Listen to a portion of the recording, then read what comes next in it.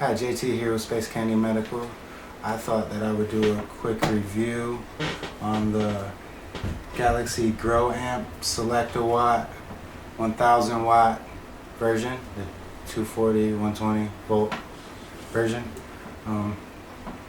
Mostly because I couldn't find any reviews on the internet or any videos comparing the two to each other, and I thought that it might help some people who had the older Select-A-Watt and were thinking about upgrading to the Galaxy Grow Amp.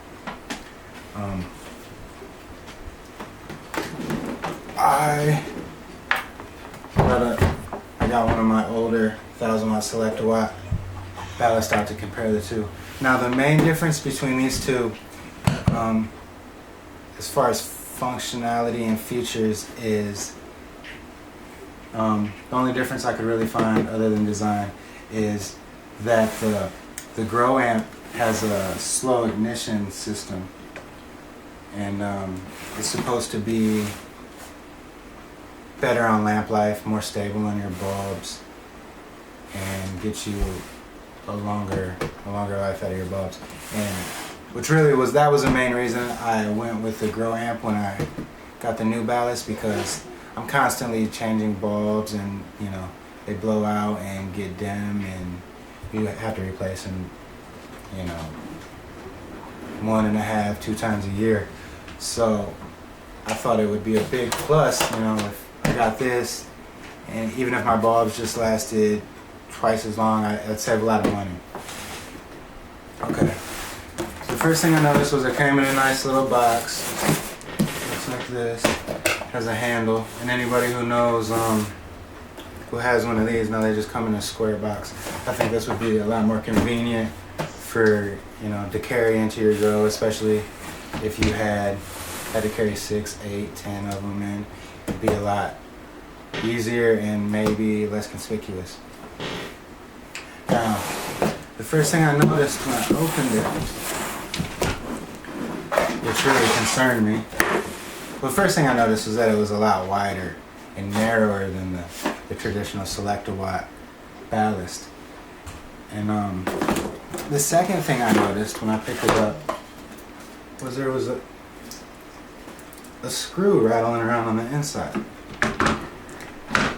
Now, the Grow Amp has these legs mounted on with all this stuff in here mounted with these screws. So I don't know if the rattle is just a washer and a washer or screw that came off of this, or if it's a more significant problem.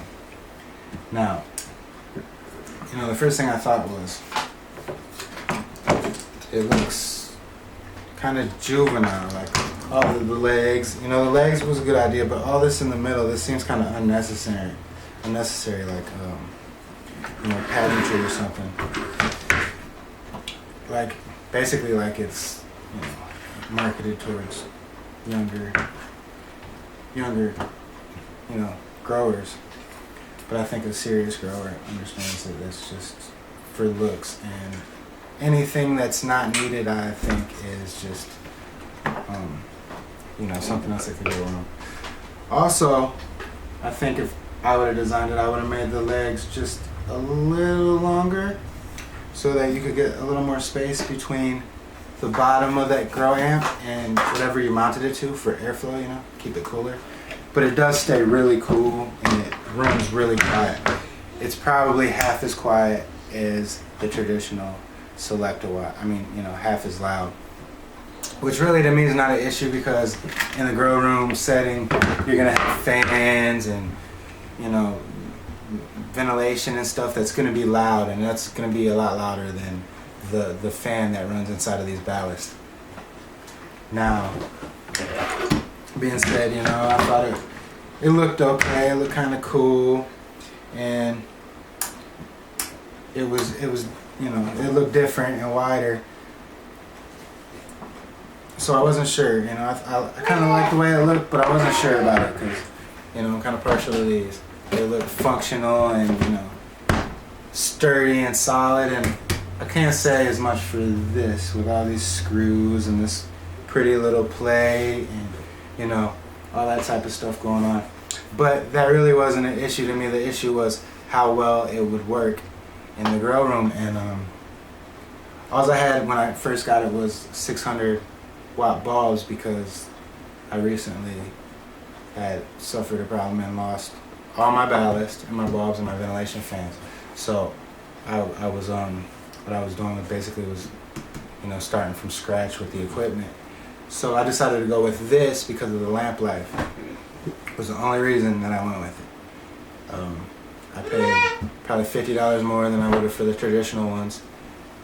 And yeah, I was expecting it to run right and longer lamp life.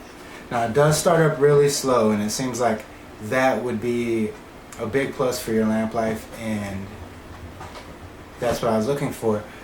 It started up the first time I plugged it in fine. Now I plugged it in a 240 volt.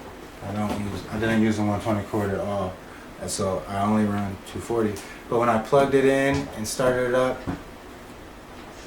it started real slow. At first I didn't think the bulb was even gonna light up, and then it did, and I realized it was a slow ignition. But the next day when I went into my grow room and my lights were supposed to be on and my timer had flipped, my ballast was running, but the bulb it didn't light the lamp up. And it had been 3 or 4 hours since my timer had flipped on, and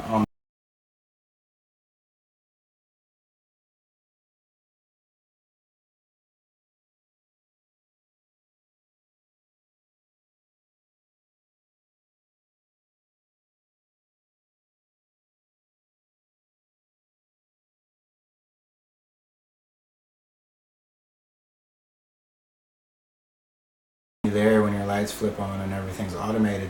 So I really needed something that was consistent.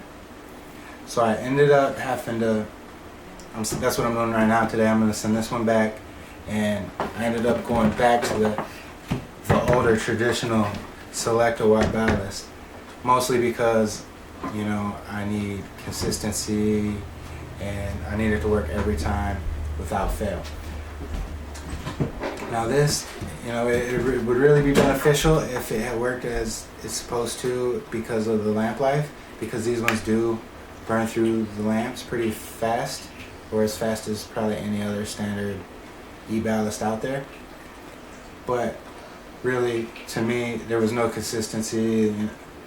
The whole extra plate mounted and the screw rattling inside really threw me off.